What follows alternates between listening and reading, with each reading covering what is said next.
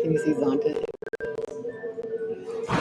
Hi, welcome back to another edition of Santa International Austin Chapters Remarkable Women. Today I am with a very special guest who I totally love. She's probably like so sick of me right now because I'm just like CG everything. It's not possible.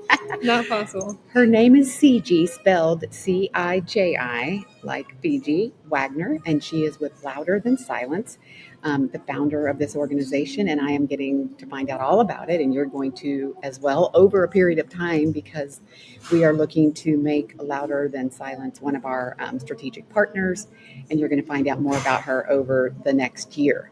I didn't want to be boring and start with the same old stories. Great. Like, how did you start? You know, we did one of those at the Sulit Press book release. So I kind of wanted to delve into your background. Cool. Let's do it. You're a pastry chef from Connecticut. Well, no, I'm a pastry chef from Pennsylvania. It's the Northeast. I'm from the South. Northeast. It's all a big blob It's all just that part of the country. The Northeast. I said the Northeast. Yes. So pastry chef to major impactful founder on a nonprofit need that no one else in the country is doing. Like, what's your mindset? You're driving across the country to Texas thinking I'm going to change the world, or not even slightly. No, that never crossed my mind. I was moving to Austin to start a food business. Oh. Like that was what was bringing me here. Was I was in Washington D.C. was getting priced out of Washington D.C. ironically, now being in Austin. Yeah. And it was time to go, and Austin was calling to me, so I was going to come here, start a food company, and turns out that life had other plans. And that was in 2017. That was in 2017. Yes. And then the other plans happened. So in your story, you talk about, you were driving in your car after taking some EMDR therapy. Mm-hmm. And it dawned on you, like, why are you paying for the abuse that happened to you? Like, that's just, to me, that's an epiphany that we're probably all thinking and stuff. So I always try to think of, like, who thinks of that? Like, all the people think of it, but not everyone digs in and starts doing it. And you were telling me that you literally started the curriculum from scratch. Mm-hmm. What did you call it? Experience? That we are the experiential experts. Right. Yes. Yeah, so the EMDR is kind of a little bit separate from the curriculum that we've written. So we do these 12-week-long workshops for survivors of sexual violence, and really the original thought was just like, what intentional conversation can I have with other survivors about things that we are experiencing together, like that we each individually think I'm alone in this, when it turns out it's not just me, right, that deals with these things. And so that's where it started. It was just like, what conversations would it be good to have? Like, what would it be good to unearth? And then from there, we've been able to kind of shape it and morph it and tweak it a little bit. So now we have this 12-week-long curriculum where it's based off of, like, okay, session 1 is how do we build a safe space? Session 2 is this, and we can build from there. So we are creating these intentionally safe spaces for survivors to get together, learn about themselves, their coping strategies, what they've done in their lives that, like, maybe they don't want to do anymore, right? And what hope is there for a better way? Yeah. And so these are the spaces that we're helping provide to people. So people think of you, we're providing EMDR for long-term, but you're really a group of women, a community of women, survivors. Yes. And you were telling me you even started out with getting some guinea pigs from your network that you were hanging out with when you moved here, mm-hmm. and they were coming, and some of them even had abuse. It wasn't like a trauma happened and they need to go through the curriculum. Right. It's something that you guys were all finding, you were sharing and talking about, and that's what brought up the curriculum. And you were even saying you're sharing books and what you're going through during the curriculum development phase, and you're like, hey, let's add a book club. And I mean, that's how you kind of created the community. Yes, exactly. That it originally started with the, like, okay, we're going to have these intentional conversations, and, like, that's going to do it, right? Like, check the box.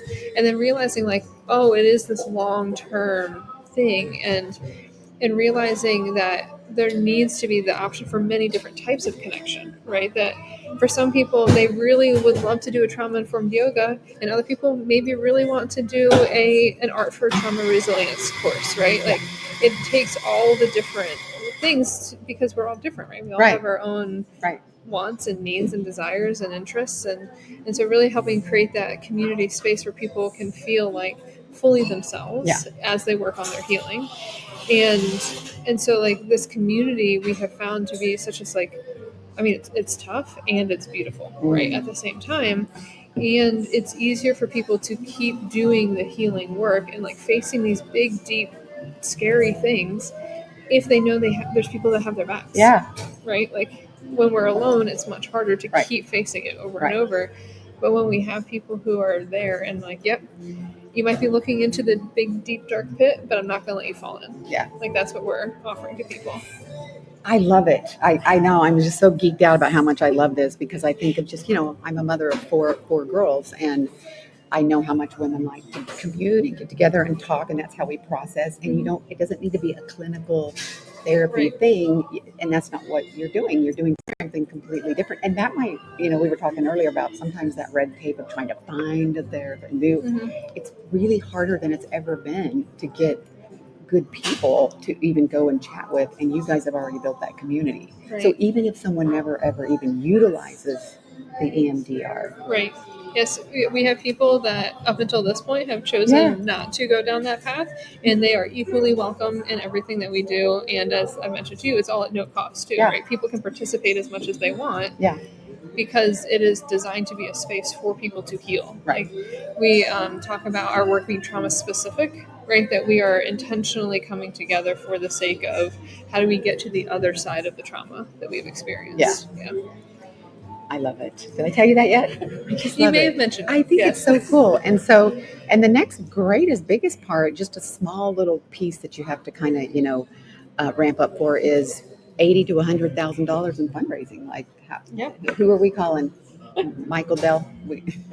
I mean, anybody who wants to write us a $1 gajillion check, we'll take it. We won't turn it down. We're gracious like that. Well, as I've gotten more fluent in being the president of a nonprofit with Santa this year, I learned, you can't rely on corporate donations. We're in a different political climate. We're in a, inflationary time, and community is where you're getting, more people. It's less dollars, but it's more, cumulatively together, and that's what you're finding great. Yes. So in theory, that's supposed to be the way you do it, and you're already doing it, and it's working. It is working. Yeah, about 70% of our funding comes from individuals. So in this term, community being our supporter community, not our specific survivor. Right. Yeah. And so they're helping to raise the money. They're helping to be part of your board. You were telling me earlier about, there's a trigger in your board bylaw that nothing gets passed without the community members. So half of our board is required to be members from within the survivor community. So that way there's not just people making decisions on behalf of. Right. And when we say we're survivor led, what we mean is that we're truly survivor led. Yeah. I think that's a good piece of it too, of why people want to jump in community wise and put their dollars or whatever. Right. And I will love to help Zonta get something going, and if it goes national, we don't care.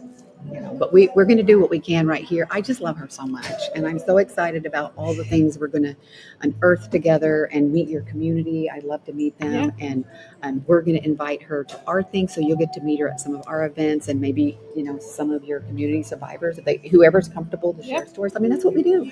We share stories and we connect, and we just put the dots together, and depending on our time and what's going on, we lend a hand, or sometimes we need the hand too. So I love that about community. Yes. And when we're talking about the concept of like community and healing work, there's an infinite number of touch points and resources and collaborations that can happen, and we need all of them. Right? Like we need each of us doing whatever our part is to move forward. And that's why I get really excited when people get excited about this work, because I can't wait to see how in 7 years from now, like something happened because of this conversation today, right? And like that's the path that we're on. The little ripple of it. I know. I think there's so many cool things that we can get behind and do this. And Zonta, that's its mission. These older organizations that have been around forever and they have all this global reach, they're finding that the community collaboration, we're not competing with other nonprofits. We're all in in the same we're all pool. doing it. We're Yeah. all in the same pool, and we don't Yes. need to swim alone, right? Right. So I know we got to wrap up because I've been chewing your leg off and stuff. But I just wanted to say how nice it is to be around you. I've got these. Anybody that does these podcasts are going to get my crazy, weird quotes. Apparently, ChatGPT thinks I'm like ghetto or that I'm, I don't know, rappy, urban, and it always puts out these really fun things. So one of them, and you built louder than silence into a category of one.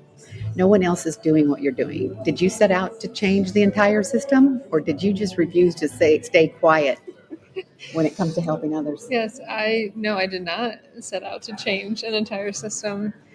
I set out to directly impact the lives of people that I knew needed help. Right. Like that's where it started. And if you had asked me to like do a systems change, I'd be like, absolutely not. Like in no world would I be interested in that. And yet as it unfolds, right? Like as you keep taking the next step that's in front of you, you're like, oh, we're talking about a much bigger thing here. Oh, Surprise. oops, surprise. Yeah, and that's you had to learn that, you got to pivot and be on your toes when you're a Yes. pastry chef. I know because Yes. I've Yes. learned in that. And here's the last PS, and then we'll kind of wrap up. You didn't just create a nonprofit, you created a lifeline. In a country where survivors are so often asked to heal quietly, you dared to get loud. Thank you for reminding us that healing isn't a privilege, it's a right. And sometimes the loudest revolutions start in the silence of a single car ride home. Yes. And the reason for the name Louder Than Silence is because it does not take much to be actually loud in the silence. Even the smallest whisper makes a difference. And when in the face of this like societal expectation of like be quiet, be silent, all it takes is just that little bit to say, nope, I'm not doing that anymore. Yeah. And even if it's silent, just knowing that someone sees you, Yes. it's everything. Yeah, So, yeah. And if you're at the point where you don't feel like you can speak up for whatever reason, it doesn't mean that you're bad or wrong or Yeah, that no. something needs to be fixed. Have grace for yourself. Yeah. Yeah.